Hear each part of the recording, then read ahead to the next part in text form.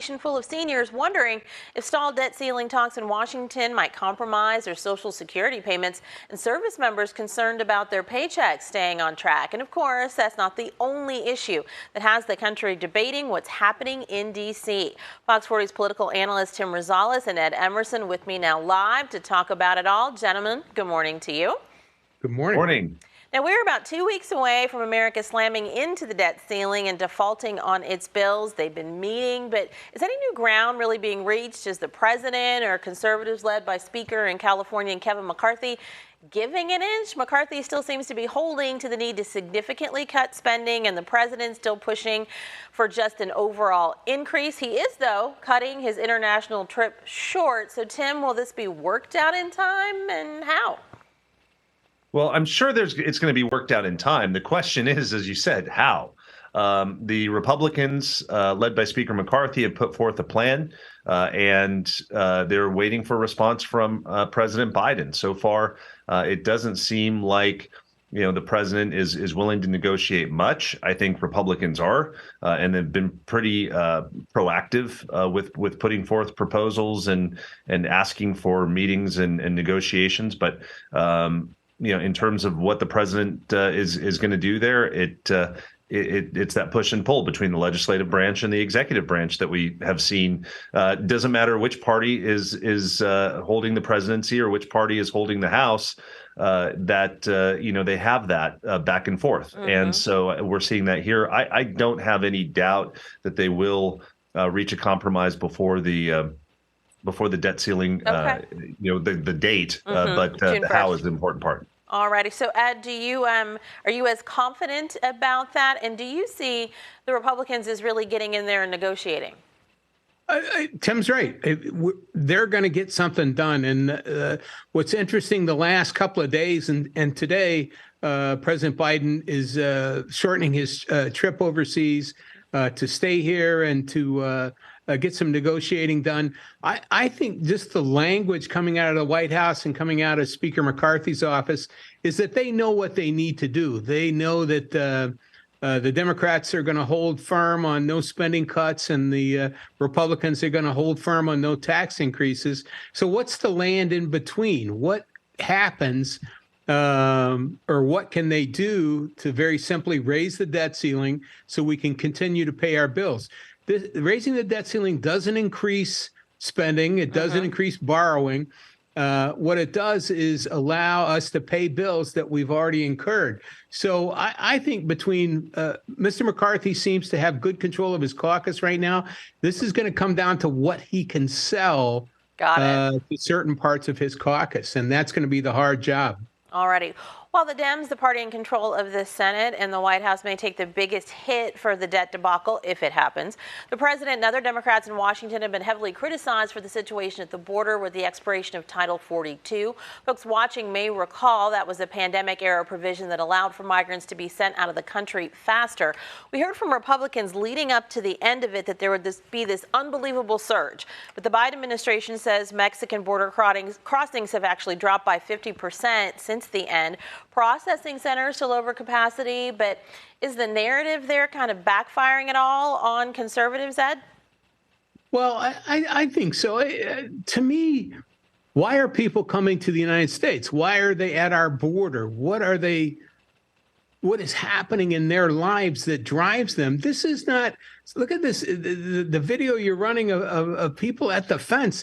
These are small children. These are children with families. These are parents who are trying to find a better life, who are sacrificing everything to go down and stand. And border crossings are going down, and the border is secure. They're going to send more troops. They just sent another brigade down there to help the Border Patrol folks. This is an issue that needs to be solved in these different countries. And I think President Biden has done a good job of turning that on Mexico, turning that on Honduras and Nicaragua and Belize and all the other places from South America that people are crossing these great distances to get here. I think we have to have a better understanding of what that's about. Okay. And then I think securing our border is we're all in the same spot. Lock it down.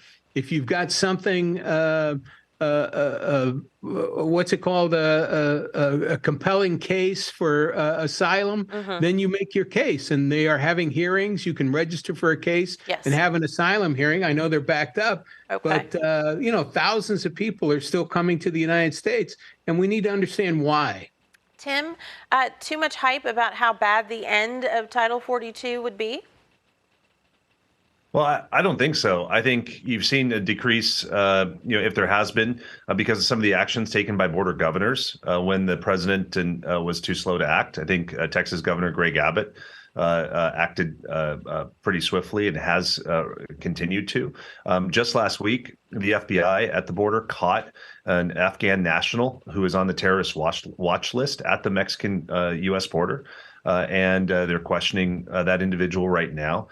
There are national security dangers. I think Ed is absolutely right in terms of you have people who are coming to this country with good intentions. But if you do have a porous border and you do have a border without significant controls, there is the danger.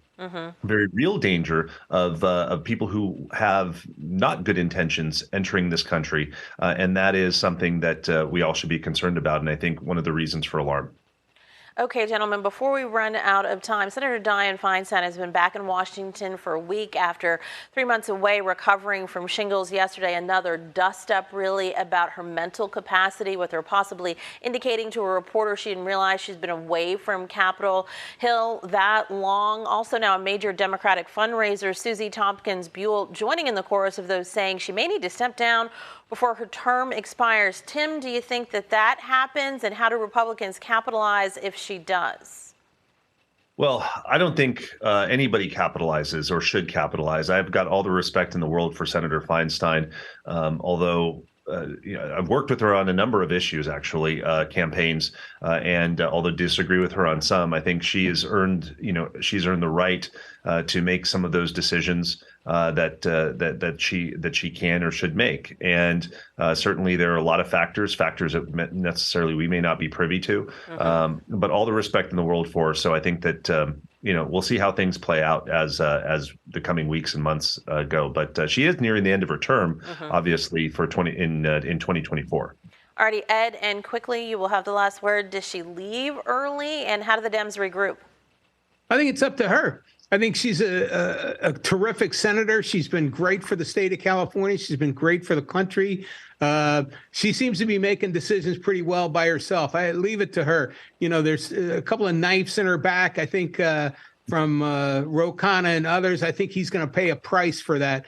For stabbing her in the back. And I think these other people, the fundraiser that you mentioned, that's just an opinion. And my opinion is as good or better than theirs, which is I think she should hang in and do the great job that she's done for the last 30, 40 years. All right, gentlemen, thank you so much. As always, so much to talk about. We will definitely have you back. We appreciate you. Thank you. Thank you, sincerely. Thanks, Tim. All right, Thanks, now Ed. let's